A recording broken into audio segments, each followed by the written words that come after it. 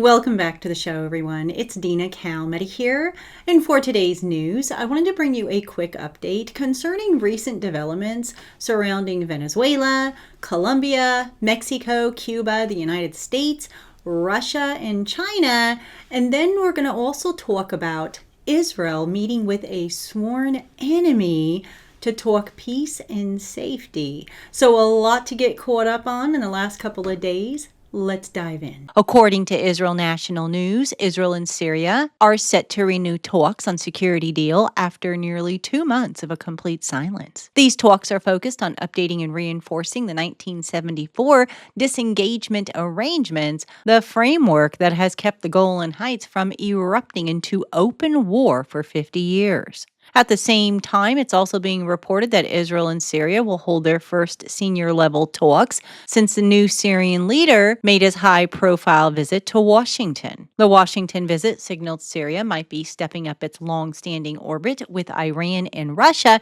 and now we see direct contacts with Israel. On the surface, that sounds like peace diplomacy. But in the prophetic lens, it looks like strategic repositioning before a larger conflict. Because while these talks are being quietly arranged in European conference rooms, the Israeli military is being told to brace for something very different. RT News reports that Israel's military has been ordered to prepare for war on all fronts. Israeli commanders are not just gaming one scenario. They are preparing for a multi-front conflict that could involve a direct confrontation with Iran, escalations with Hezbollah in Lebanon, rocket fire from Gaza, instability along the Syrian border, right where these peace talks are focused. The phrase that's being used is chilling. Prepare for war on all fronts.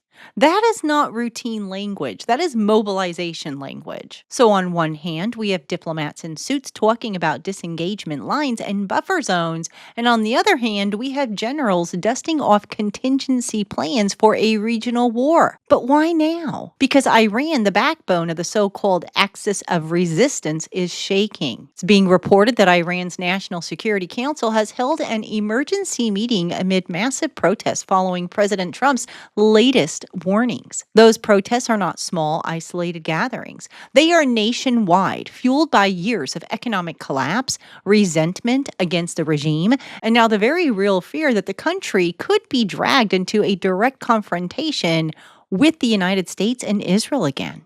Inside those emergency meetings, officials reportedly described the situation as survival mode. And then there's one more critical piece. Prophecy Recon's reporting that the supreme leader has reportedly prepared an escape plan, a contingency route out of Iran if things spiral out of control. The report describes a scenario where close family members and key aides would flee to Moscow under Russian protection, potentially with tens of billions of dollars in assets.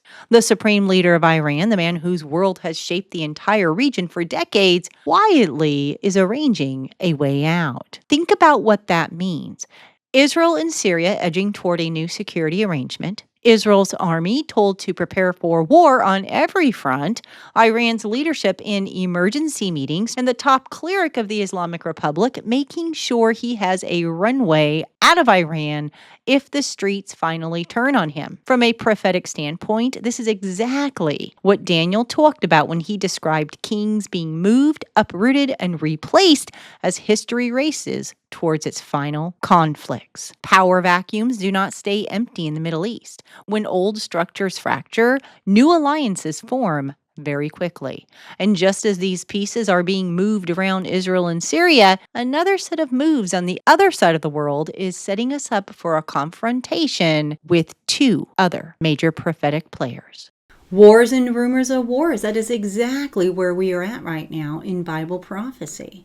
And the question is, will President Trump stop at Venezuela, or will he go into Cuba, Colombia, Mexico, and some are even saying Greenland.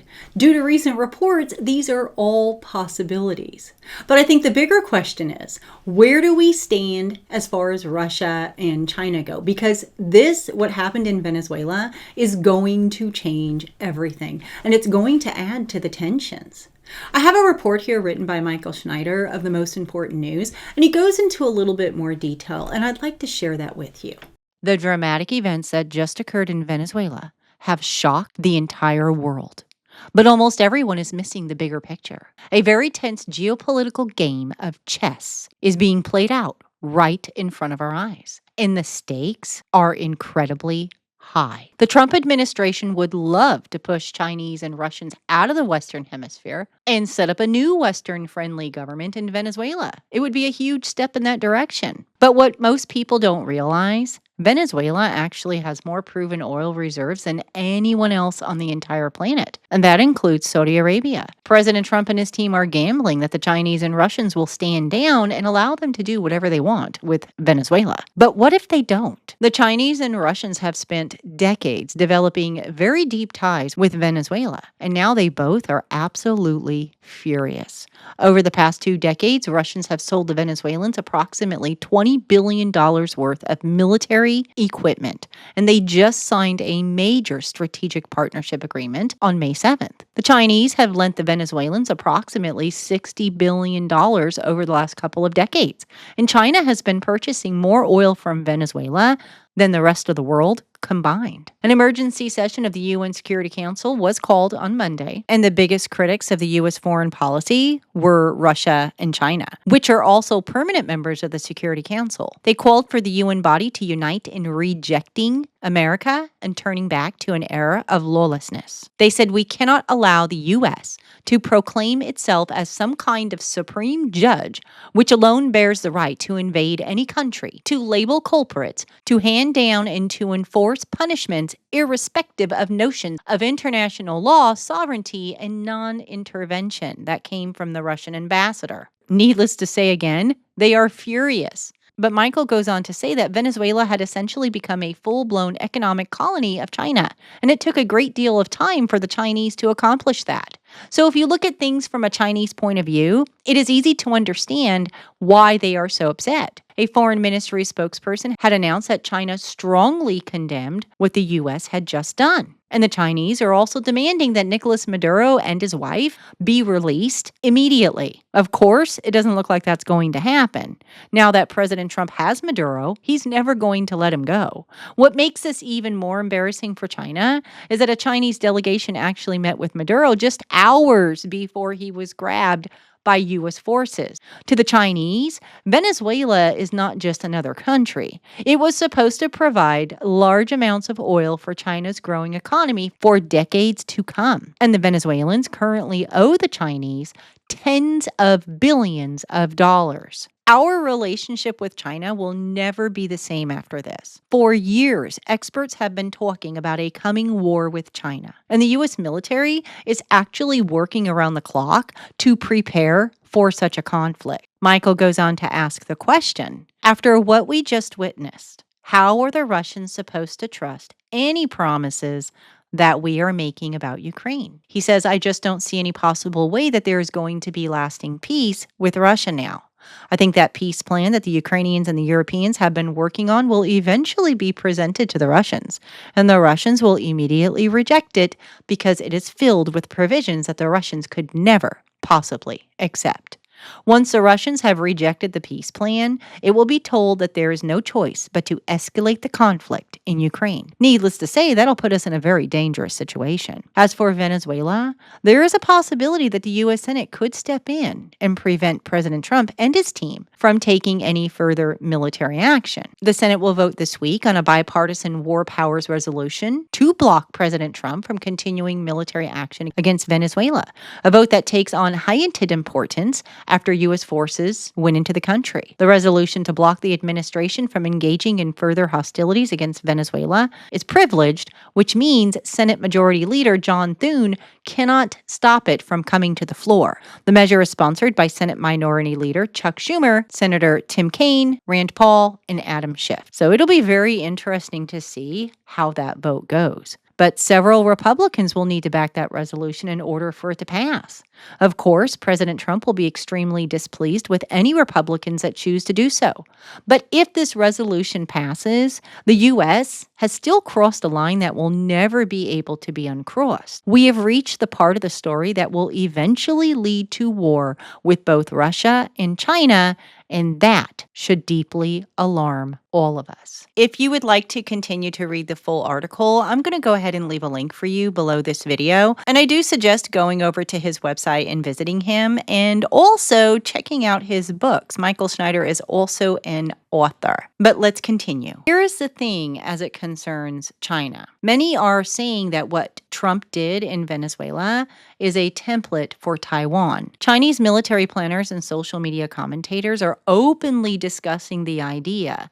If America can suddenly decapitate a hostile regime with a precision strike and special forces, what would stop China from using a similar approach against Taiwan? Chinese social media is saying the quiet part out loud. Now, shifting gears, Fox News is reporting that captured Venezuelan dictator Nicolas Maduro has now pleaded not guilty before a federal judge in New York. That happened yesterday. In court, Maduro tried to launch into a political tirade denouncing the United States and portraying himself as a victim of imperial aggression. The judge cut off his outburst, reminding him this was a legal proceeding, not a campaign rally. But back in Venezuela, power did not simply collapse, it shifted. Maduro's former vice president, Delcy Rodriguez, is attempting to consolidate control. Fox News reports that Trump has issued a direct warning to Venezuela's new leader, making it clear that if she continues Maduro's policies or threatens Americans, she could face the same fate. President Trump reiterated that warning, stressing that Maduro was only the beginning if other leaders in the region try to defy Washington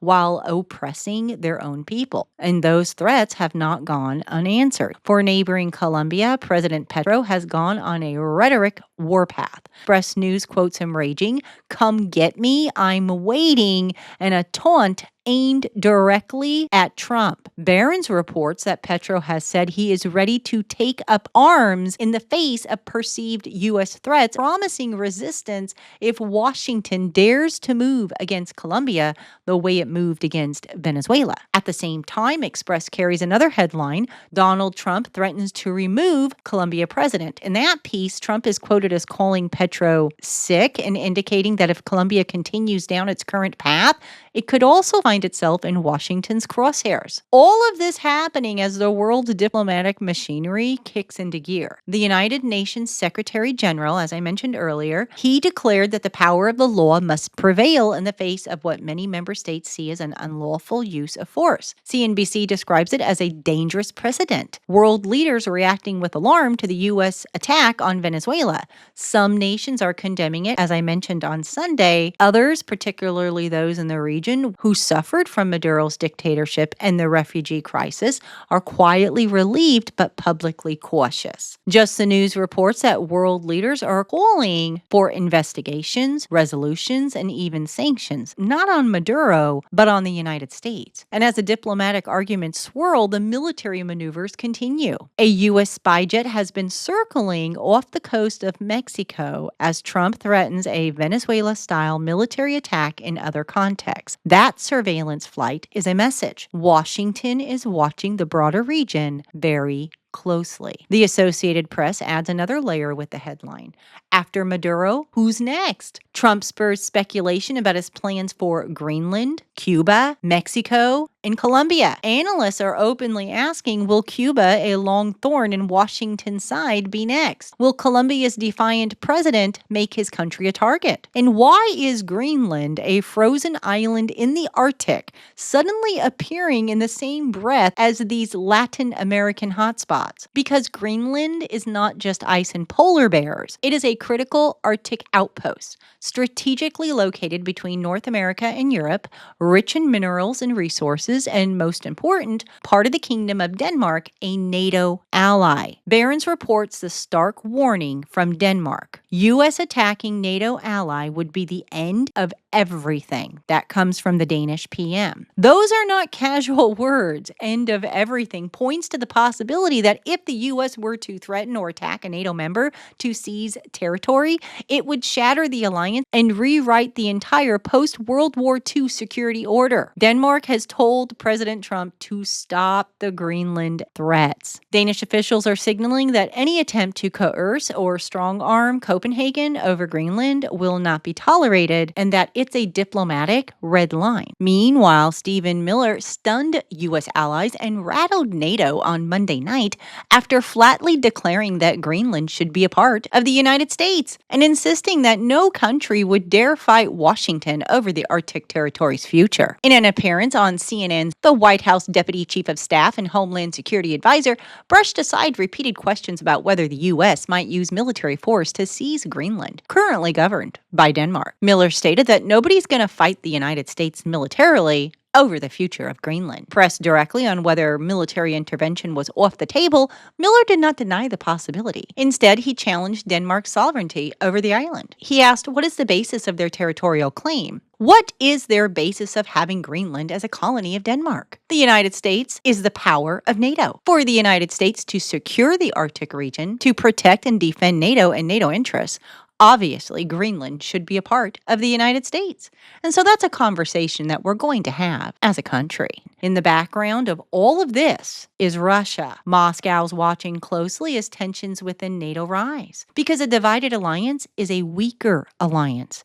Every quarrel over Greenland, every harsh word between Washington and Copenhagen gives the Kremlin more room to maneuver in the Ukraine, the Arctic, and beyond. And some leaders are not content just to watch.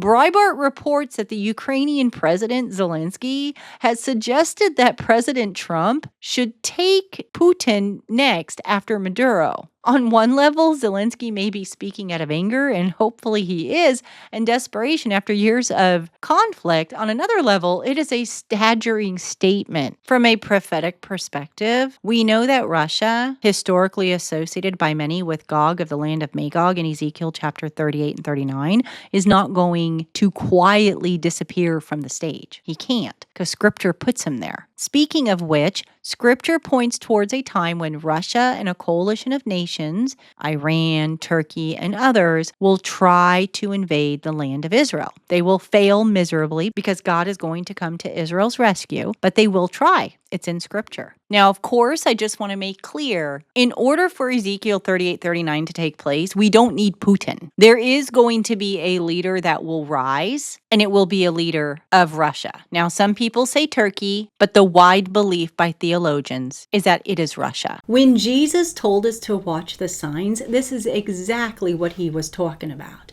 Wars and rumors of wars, nation rising up against nation, and kingdom against kingdom. He said that there would be talk about peace and safety, especially as it concerns Israel. He also said that coalitions would form. We see that with Russia, Iran, and Turkey. Prophecy is literally coming to pass right before our very eyes, or right on the cusp of coming to pass. So definitely signs of the times. But I'd love to get your thoughts, so please do leave your comments below. Also, when you have some time, come and visit me on my social media pages, as well as my website at www.cww7news.com. And don't forget to subscribe to the channel so that you never miss a show. All right, everybody, thank you so much for watching. And until next time, God bless and stay safe.